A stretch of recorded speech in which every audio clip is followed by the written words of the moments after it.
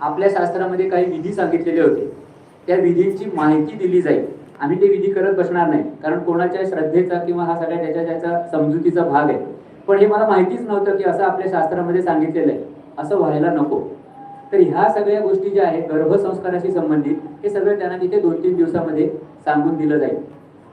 तुम्हाला मी नाव घेऊन सांगायला हरकत नाही, बालाजी तांबेंचं नाव सगळ्यांनी ऐकलेलं असेल. गर्भसंस्काराची शिबिरं ते पण चालवतात. 7 दिवसाच्या गर्भसंस्काराच्या शिबिराची फी 28,000 रुपये आहे. मला सांगा, हे कोणाला परवडू शकतं? मग सर्वसामान्य माणसाला हे ज्ञान कधी मिळणार? आणि समाज सुधारणा जे आपण म्हणतो तो कधी सुधारणार? फक्त हे उच्च शिक्षित आणि फक्त श्रीमंतांच्या पर्यंत हे जर ज्ञान राहायला लागलं तर ह्याचे हळूहळू समाजावरती दुष्परिणामच होणार आहेत. मग सर्वसामान्य लोकांना सुद्धा ह्या सर्व गोष्टी ज्या आहेत ह्या समजल्या पाहिजे. याच्यानंतर 5 वर्षापर्यंतच्या मुलांचं संगोपन कसं करायचं?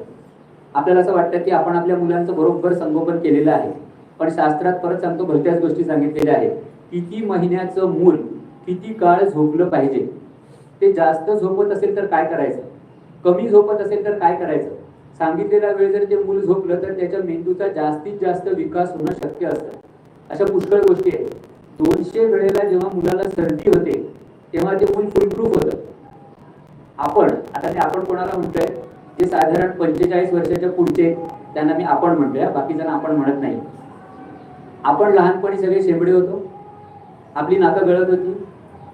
200 वेळेला जेव्हा मुलाला सर्दी होते, 200 प्रकारचे व्हायरसेस जे आहेत ते शरीरात जेव्हा जातात तेव्हा अँटीबॉडीज तयार करायला शरीर सर्दी कफ तयार करत असतो. 200 वेळेला जेव्हा मुलाला सर्दी होते तेव्हा ते मूल फुलप्रूफ होतं. आता काय होतंय? जरा मुलाचं आता तर मुलंच एखाद दुसरं कोणतरी असतं आणि जरा त्या मुलाचं नाक गळायला लागलं की त्याला आम्ही उचलतो आणि डॉक्टरांच्याकडे घेऊन जातो. मला वाटतं आपण ॲलोपॅथीचे कोण नसाल ना? नाही ना? उत्तम.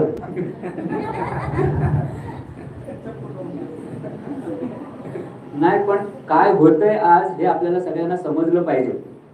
पोट तिडकीने आतापर्यंत ह्या सगळ्या मंडळींनी तुम्हाला योग करा म्हणून मी सांगितलं. ह्यांनी सगळ्यांनी सांगितलं तुम्हाला. मी तुम्हाला दुसऱ्याच गोष्टी सांगणार आहे की का बाकीच्या गोष्टी करू नका हे मी तुम्हाला सांगणार आहे. आपोआप तुम्ही योगाकडे वळणार. बघा, त्या मुलाला तिथे गेल्याच्या नंतर अँटीबायोटिक्स दिली जातात. परत त्या मुलाची सर्दी थांबते, पण परत तशा प्रकारचे जर विषाणू शरीरात गेले तर रोगप्रतिकारक शक्ती तयार करायला शरीराला चौपट ताकद खर्च करावी लागते. ताप आला, आतापर्यंत बऱ्याचदा तुमच्या इकडे सुद्धा मुलांना ताप आला, तुम्ही डॉक्टरांच्याकडे नेलं असेल, त्यांनी त्यांना क्रोसिन सिरप पाजलं असेल. आपल्या मुलांना तुम्ही पण क्रोसिन दिलेली असणार, तुम्ही सुद्धा खाल्लेली असणार. ही क्रोसिन जी आहे ही साधारण 34 वर्षांच्या पूर्वी पाश्चात्य देशामध्ये बॅन केलेला ड्रग आहे. बंदी घातलेली ही गोष्ट आहे, जी आपल्याकडे पानवाल्याकडे सुद्धा सहज मिळू शकते. कसले प्रिस्क्रिप्शन त्यासाठी लागत नाही. ही क्रोसिन जी आहे ही डायरेक्ट शरीराच्या किडनीवरती इफेक्ट करते. मला सांगा, वाढीच्या वयात जेव्हा त्या मुलाची वाढ होते त्या वयात तुम्ही त्याला क्रोसिन पाजले ताप आला म्हणून, आणि त्याची किडनी डॅमेज करून ठेवलेली आहे. शरीरातली फिल्ट्रेशन सिस्टीम, जी शरीरातली घाण बाहेर काढणारी यंत्रणा आहे, ती तुम्ही खराब करून ठेवलेली आहे क्रोसिन देऊन. मग आपल्या शास्त्रात काय सांगितलंय? ताप आला तर काय करायचं? पहिले तर असं सांगितलेलं आहे की 48 तास काहीच करायचं नाही, तापाला येऊ द्यायचं.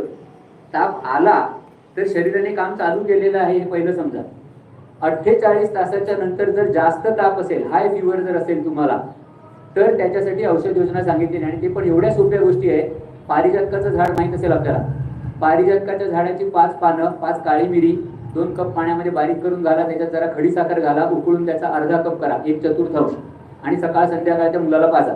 आपल्यालाही कुठचेही प्रकारचे ताप, फक्त टायफॉइड मलेरिया याच्यासारखे ताप सोडून बाकीचे जे सगळे ताप जे आहेत हे फक्त ह्या पारिजातकाच्या पानाच्या काड्याने जाऊ शकतात. इतक्या सोप्या गोष्टी आपल्या शास्त्रामध्ये सांगितलेल्या आहेत. मला सांगा, आपल्याला आता परत आपण कोण 45च्या पुढचे, आपल्याला आतापर्यंत ताप किती वेळा आला? एक 60-70 वेळेला आला असेल. टायफॉइड किती वेळा झाला? एकदा नाही तर दोनदा. मलेरिया एकदा नाही तर दोनदा. म्हणजे बाकीचे सगळे ताप कोणते होते?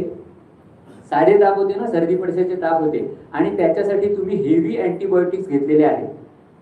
तुम्हाला एक गोष्ट सांगतो, पहिलं अँटीबायोटिक जेव्हा आलं पेनिसिलिन, तेव्हा 100 मिलीग्रॅमची गोळी काम करत होती.